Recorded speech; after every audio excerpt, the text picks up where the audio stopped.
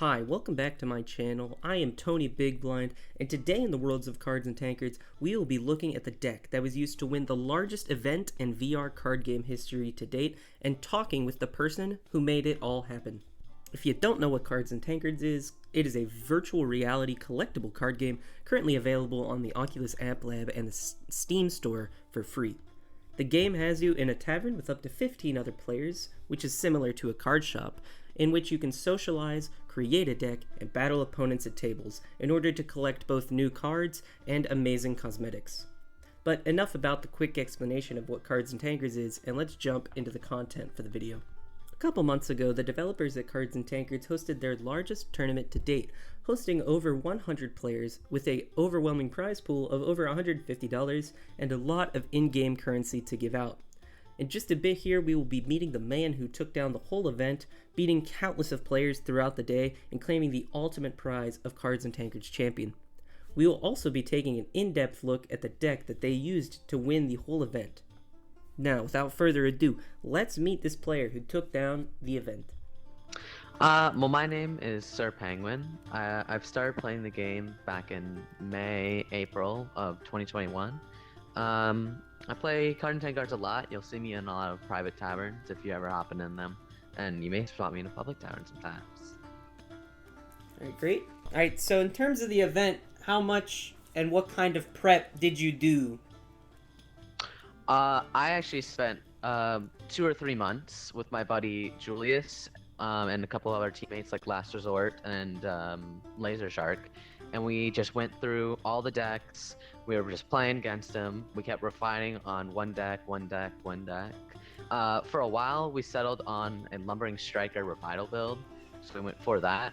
But right at the last day, we pushed for Aggro Magi, which was decided after like the months of trying each deck. So it was a lot of prep, but all worth it.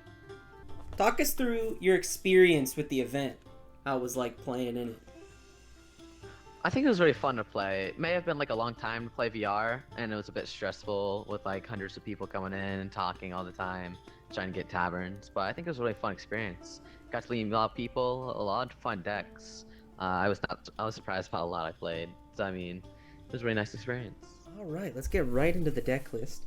This is a Monsters Rights Association primary with a Dungeon Master secondary Aggro Magi deck. For Monsters Rights Association primary, you get to put one creature from your hand into what is called your reserves, and then you gain 1 mana for that turn, and that turn alone. You can do that once per turn as a Monsters Rights Association primary. And with that explanation out of the way, let's get right into the main deck. We play 3 copies of Overwhelming Magi.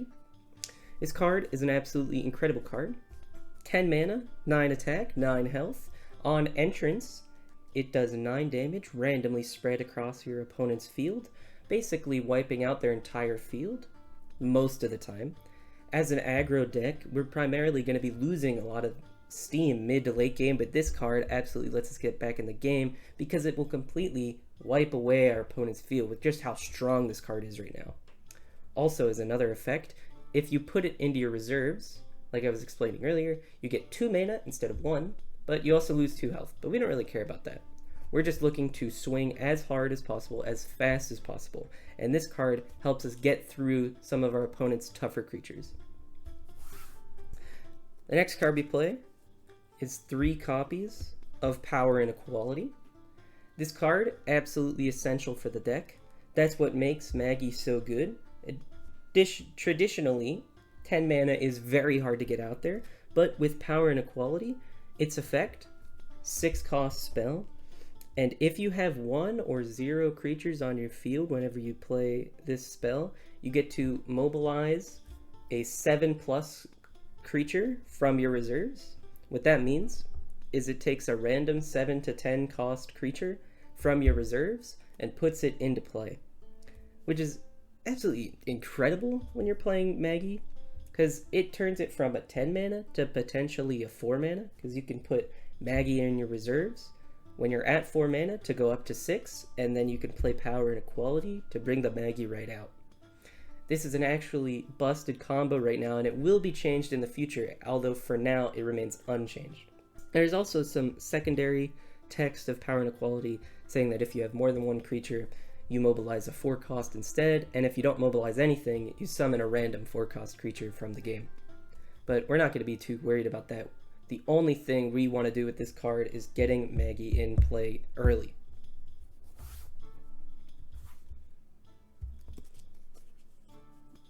Next, we play 3 copies of Necromancy. We play these in order to not only bring our Magis back out if they happen to die or somehow get discarded in any way, but we also use it in order to bring back some of our very aggressive, very aggro, 4-attack amped creatures that you will see later in the deck. What Necromancy does and says is it's an X-cost spell where you get to pick a creature from your discard pile and bring it back into play. It costs half the mana of the actual creature you want to summon back, and it only summons the creature back with half the health. But again, we're not really concerned with the health because we're just trying to swing as fast and hard as possible. If we could get the extra Magi effect off, that is absolutely crushing for our opponents, and if we can get off an extra free 4 damage, that is also very good for us. Let's take a look at some of the creatures that we play in the deck. First of all, we play 3 Dungeon Instigator. It is a 1 mana, 2 attack, 2 health, which is absolutely insane stats for its mana curve. And also, it has the last word effect, which means when it dies, you mobilize 2. So you take a random 2 cost from your reserves and you get to bring it into play. So this has absolutely insane sustainability on the field, because not only is it a 2/2, but also when it dies, it can pull out a 2-cost creature. Absolutely incredible card. We also play 3 copies of Skywatcher Sentry. It is a 1 mana, 2 attack, 1 health unit that has flight. What flight means is that whenever you attack with this creature, it can only be blocked by other creatures with flight or creatures with ranged. So it's able to basically swing past most of the time your opponent's field and just get 2 damage off almost every turn, which is absolutely incredible, especially for only 1 mana. Next, we play 2 copies of Local Gravekeeper. Local Gravekeeper is a 2 mana, 2 attack, 3 health, so it's pretty good for its mana curve. And also, it is a counter card to other decks like Mastery or Bone Amalgamates or other Magi combos, because at the end of your turn, it randomly takes a card from your opponent's discard pile and banishes it. So, if your opponent's trying to play Necromancy, then you can randomly hopefully get rid of their Magi in their discard pile, or you can randomly get rid of their Bone Amalgamates, or randomly get rid of their spells. It's a pretty good card. Next, we play 3 copies of Bone Brute.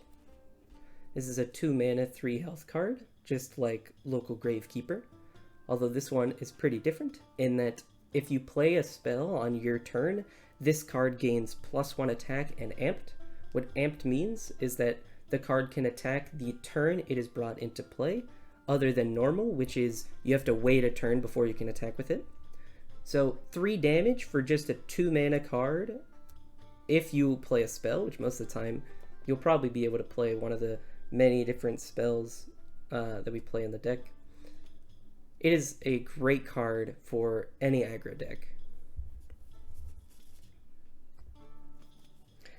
Next, one of the best aggro cards in the game is Killer Bee of Urwuste.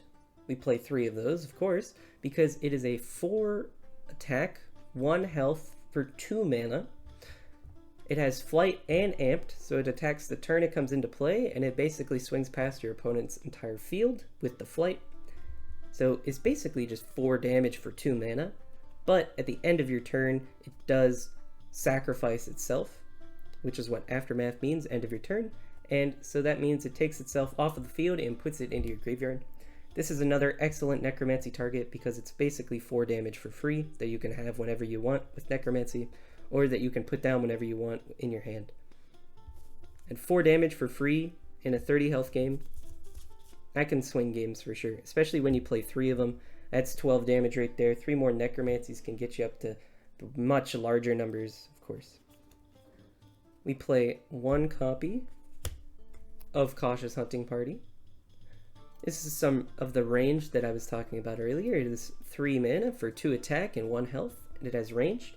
It also has the ability that whenever you play this, it summons a copy of itself. So it basically gets you 2 ranged units on the board for the price of 3 mana, which is really good when trying to deal with some of these flights that your opponent might have. You gotta have some ranged in a deck usually, and this is the best ranged card to get out there. What ranged also does, it not only lets you block flight creatures, but also when you're attacking with a ranged unit, if your opponent blocks, then the ranged unit deals damage first. So it might be able to even survive a couple of times that it attacks. But we only need one of it. Another very, very crucial aggro card is Energized Elemental, so we play 3 of them. It is a 3 mana and 4 attack and 1 health with amped. If this card gets mobilized, so brought from the reserves into play, it gets an additional 1/1. And when this card dies, it deals 2 damage to your opponent's health directly. So this is an incredible card for aggro because not only do you get to attack the turn it comes into play, it also does 4 damage, but it always does 2 damage guaranteed because if your opponent blocks it, then it's almost certainly going to die. And there's not really great ways to remove a card without triggering its last word ability. We also play 3 Monstrous Recruiters. This is a 3 mana, 3 attack, 2 health card, which is another staple in any aggro deck and most creature heavy decks, because when you play it onto the field, you get to draw 2 cards, and for each one, if it's a creature, you get to keep it. If it's a spell, you have to discard it. So it's an absolutely incredible card if you're running many creatures, because it's basically just draw 2 cards. Also, it has almost infinite replayability, because whenever this creature kills another creature, even if it would have died in the process, it returns to your hand instead of going into your discard pile. Which means you can just play this card over and over again, and if your opponent has nothing that is above 3 HP, this is basically a free attack every turn because it's not going to die and instead come back to your hand. So it's absolutely an incredible play. Next, we play 1 copy of Rallying Call because we can only play 1 copy because it is a unique card. Whenever you play this 3-cost spell, it summons a Rallying Totem. And what the Rallying Totem does, and the reason it's unique is because it's so good, whenever you play a creature for the remainder of the turn, you draw 1 card and gain 1 mana. So it basically lowers the mana cost of everything in your hand by 1, as long as you can pay for it up front, and it refreshes itself in your hand whenever you play it. Absolutely incredible for bringing your board from 0 to max. But because this is so good, at the end of your turn it goes away, so this is a 1-turn combo in order to get out a ton of creatures for the price of very little.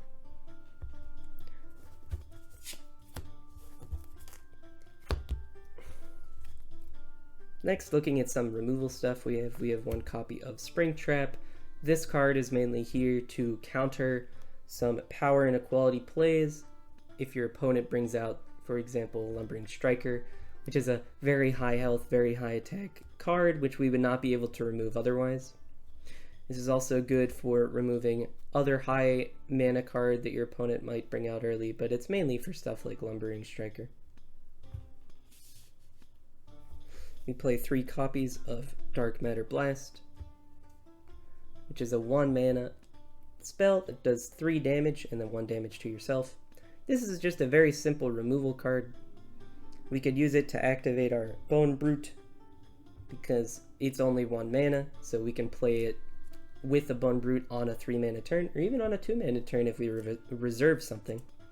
So it's a very good card to play because it offers the highest damage for the lowest mana in terms of spell-based removal. In terms of other removal, we also play 2 Missionary Vanguards. This is a 3 mana, 1 attack, 4 health card, which when you play it deals 1 damage to all creatures on the board.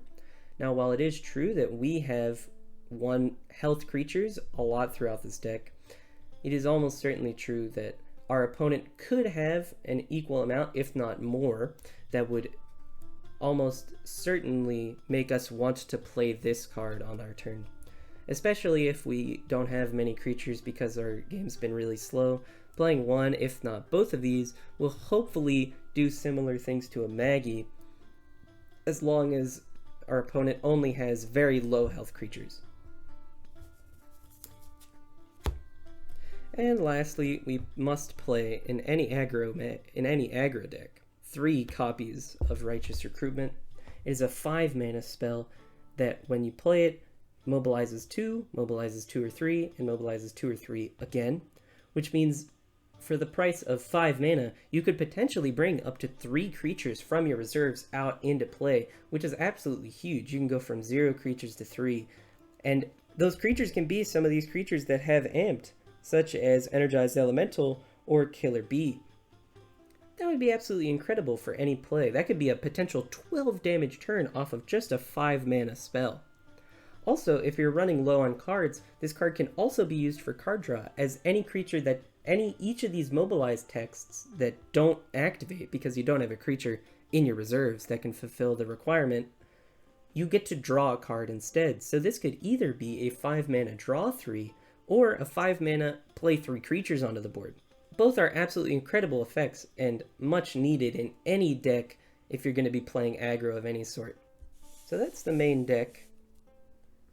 In terms of other cards you might want to play, you might just want to mess around with the counts a bit of some of these cards, like maybe more cautious hunting parties, but other than that, I mean, this deck won the largest Cards and Tankards tournament, so this is very formidable. This is a very powerful deck. It's going to be hard for your opponents to deal with this, but one warning though, if you are going to play this deck, this combo, the power inequality plus Magi, it will be changed, and it is, because everybody knows how broken it is, people will get upset at you for playing it. So be warned if you're going to pull this deck out against some more experienced players or some less experienced players, because it is a very annoying deck to play against. Because it just makes it so you can't play the game with the Magi. So be warned, but other than that, best of luck playing with this deck. Do you have any tips for playing with the deck? My best tip is really try to not refresh your hand and just go and push everything. Try to think, I think you first, when you see their hand pop out, you see their faction, try to guess their deck and try to play accordingly. So if I see Mastery, I'm rushing them quick. If I see like a Bone, maybe I'll try to get Gravekeepers up earlier. You know, I really just think rush, but rush based off what you think your opponent's deck is. This is the end of the video. Thank you for watching all the way through. If you enjoyed what you saw, make sure to hit the like button and the subscribe. And if this was your first time seeing Cards and Tankards, and if you play the game, make sure to put in my name, TonyBigBlind, as the referral. Have a nice day.